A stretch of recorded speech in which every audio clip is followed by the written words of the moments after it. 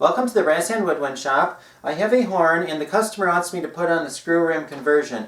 Now to do this I need to take the bell all the way off so that I can fit the screw rim conversion around the bell. I'm going to use this French horn holder that I made to hold the horn. I put a piece of wood onto some pegboard, then I put some chunks of wood on with some wing nuts, and that holds the bell of the French horn in place while I'm working on it. Now I have a lot of joints to unsolder. So you just unsolder them one at a time until the bell comes off. One solder joint is off. Now the next one. While I'm taking this apart, I'll tell you a little bit about why people want a screw rim conversion. A lot of professional horn players fly on airplanes with their horns, and airplanes have been getting a lot more restrictive on size limits and everything. So if you have a screw rim bell, then you can take the horn on the plane with you, at least for now. I don't know what it's going to be like in the future. But if you have the large case, then it's a little too large on a lot of airplanes to take it with you. So a lot of people are getting the screw rim conversions done to their horns, or a lot of horns are also coming that way from the factory too. My brother-in-law plays cello. Whenever he flies on a plane, he needs to buy another plane ticket for the cello because you really do not want a cello in the hold of an airplane. This seems like a lot of work just to get the screw rim onto the bell, but that's what you need to do. I also need to be careful when this does come off that the rest of the horn does not fall into the ground, because that would be pretty bad. Don't want that to happen. The smoke is just all the oil and other stuff that's in there getting a little hot, but it's okay. It doesn't hurt anything. It just smells bad, that's all. There it is. Okay, the bell section is off. I got all the solder joints cleaned up, so now I need to put the bell ring on there. There's a lot of gap right here, and if I turn it around you can also see that there is a lot of gap around here on the bottom of the bell ring. So what I need to do is I need to make the throat of the bell round so that this sits on there better. Like if I squeeze this a bit to round out the bell, then this does sit on there better, and also that takes care of the gap on the bottom right here. So the next thing to do is round out the throat of the bell. This metal is so soft that most of this can be done by hand.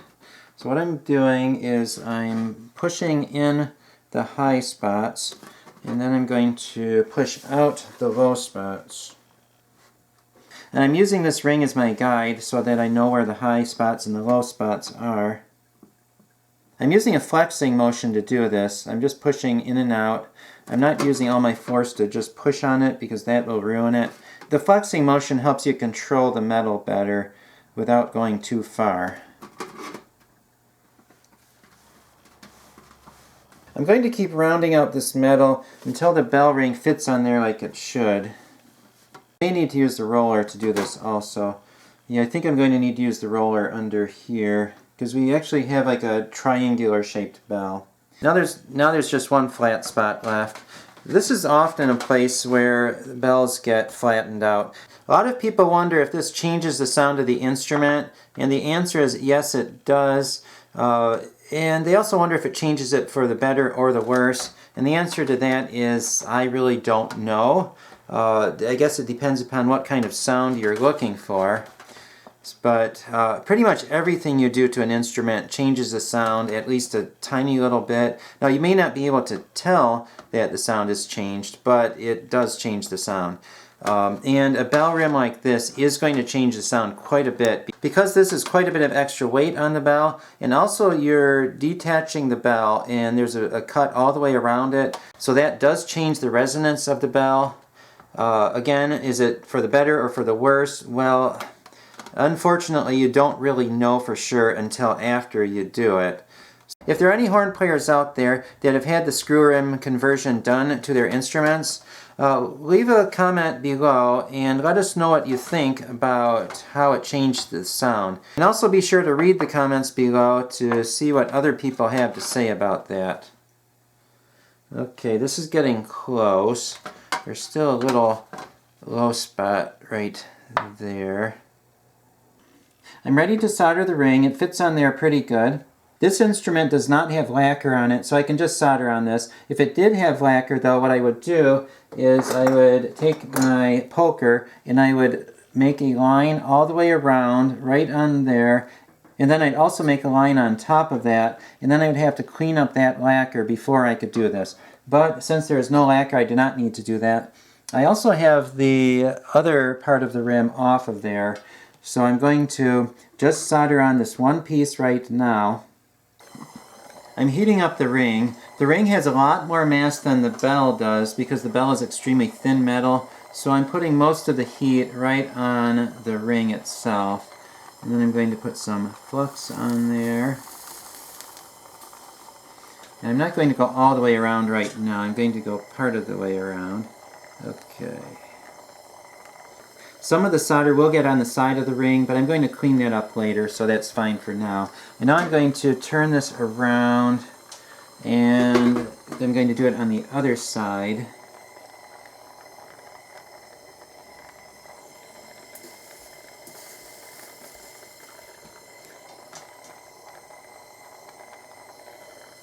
So I soldered it on both sides of the bell. Now I'm just going to heat that up and gently push this down to get the ring where it needs to be. I'm not using a lot of pressure, just a little bit. When this melts, I'm going to push that down a little bit too. Wait for that to harden. Okay, that's good. And now I'm going to go solder the rest of the bell. And this soldering is the easy part.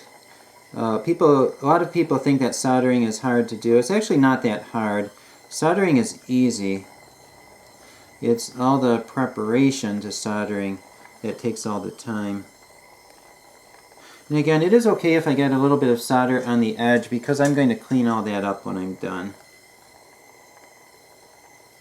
And I am trying to put all the heat right on the rim because if I heat up the other part of the bell, it's going to get way too hot. So I'm putting the heat on the rim, and then the heat is transferring to the metal on the bell too. So there's plenty of heat to go around here. The flux cleans up the metal and makes the solder flow. Okay, I'm getting a little bit at the bottom. It's coming out the bottom right there, so I think I have a little too much. Yeah, I'm going to have to clean that up when I'm done. So I'm just going to go the rest of the way around the bell. The solder is all the way around on the top now. Now I'm going to turn it over and check the bottom portion. I'm going to need to touch up this portion here. The solder is not even. If I heat the whole ring up to the temperature that melts solder at the same time, the ring will come loose, and I do not want to do that. So what I'm going to do is just work my way around the bell and make sure that the one side has time to cool off before I move on to the next side. And I do have a little bit of solder coming through the other side too. This solder joint is probably going to be a messier solder joint than I usually do, but I am going to clean it up when I'm done, so well, it doesn't matter that much. I like to keep solder joints neat, but if they're not, then at least I do know how to clean it up, so I can clean it up when I'm done. Okay, I'm just going to wait for this to cool off for a little while so that nothing comes apart. The joint is cooled off. Now I'm going to finish up putting the solder in the last few places that need it. Okay. I'll wait for that to cool off. Okay, that is hardened. Now I'm going to put solder in there. I'm just filling in the gaps. Usually you do not like to fill gaps with solder, but this is such a large solder joint that I kind of need to do it on this one. When the screw rim conversion is done, you need to let the customer know that this is not reversible. Once it's done, there's really nothing you can do about it. Now I'm going to neutralize the flux so that the flux stops acting on the metal. And then I'm going to wipe all the stuff down. I'm all done with the soldering and I'm finally ready to cut this. What I did is I put some masking tape on here to protect the ring, and also one thing I did before I started is I made a little line, and I also made another line on the ring, and I screwed that on to where it's supposed to be when it stops. So when I go to solder this onto this portion of the bell, I'm going to line up those lines. That way when you screw the rim onto the horn, it will line up the same way, and then the logo will be where it's supposed to be also. I'm going to use my jeweler's saw, and it has the finest blade, at least the finest blade that I have. Jewelers use much finer blades than this, but it is very narrow. It's going to take off just a tiny bit of metal. When I do this, I'm going to be very careful and stay as close to the ring as I can. I'm going to use the ring as my guide to cut this to make sure that I take off as little metal as possible. And once I cut this, I really cannot reverse it. So I'm going to be very careful to cut carefully and cut off as little metal as I can. So I'm just going to cut my way around the bell. This is going to take a while, so I'm going to turn off the camera and I will turn the camera back on when I'm done. I'm a little over halfway done and I just broke my first blade. These blades break very easily and it's a little surprising I've only broken one so far. So I'm going to put the next one on. Okay, now I'm ready to use my next blade. See if I can finish up or if I break another one.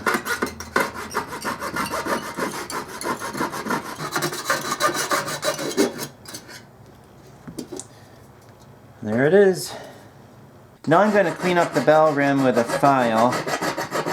And this should not take that long to do. I'm just cleaning up the rough edges. There's a rough edge on here, so I have my curved needle file, and I'm going to clean that up. And now I can put the ring on, and it is ready to solder. I just need to line up the two marks there. That's going to go like that, and I'm going to put this over there to hold it so that I can solder onto it. Like on the other part of the bell ring, I'm going to tack solder on two spots opposite each other so that I can hold the ring on and get it into place before I solder it all the way, because I'm not sure that this is going to line up exactly like it's supposed to. So there, now it's tacked on. Wait for that to cool for a couple seconds and then check to see how it is. I'm going to loosen up the tack solder joints one at a time and then get that into place and then solder the whole thing. I'm going to loosen up this tack solder joint and then pull this down just a little bit and then check to see if it's good. It looks like I need to lower this side a little bit. I'm just going to do this until it is exactly where it's supposed to be, because once I solder it all the way around, it's going to be a lot harder to take care of it. I got the ring so that it is flush with the bell, so now I can solder the rest of it together. This is going to be done a lot like the other one.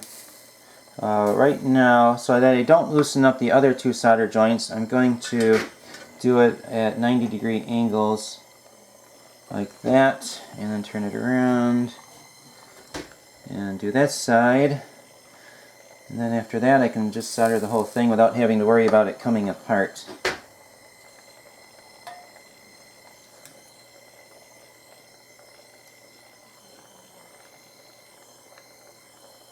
I'm done soldering, and this is what it looks like. All that's left now is buffing the metal and cleaning up the thin layer of solder. I cleaned off the clumps of solder. Now I just need to buff off the thin layer of solder. I got the bell ring all done. Everything has been soldered together and the solder joints have been all cleaned. One more thing I need to mention. This brace usually runs into the bell ring, so you need to cut that so it will fit onto the instrument. When you put on the bell rim, you need to be very careful not to cross the threads. So one of the ways of doing that is to turn it backwards until it clicks. And there it is, all completed. I hope you have enjoyed this video. Please subscribe for more band instrument repair videos.